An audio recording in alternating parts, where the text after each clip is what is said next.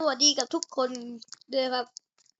เดี๋ยวผมจะสอบปั๊มทองง่ายๆขอแค่คุณมี5,000ทองครับผมแนะนำว่าให้คุณฟาร์มไปเรื่อยฟาร์มไปเรื่อย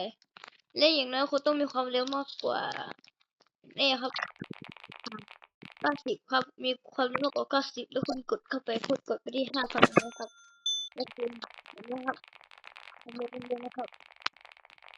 ไปครับไปนะครับไปไปไปไป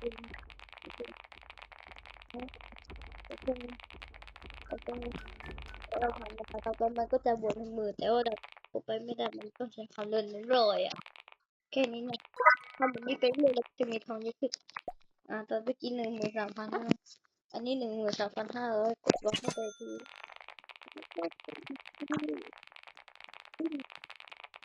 ขึ้นไหน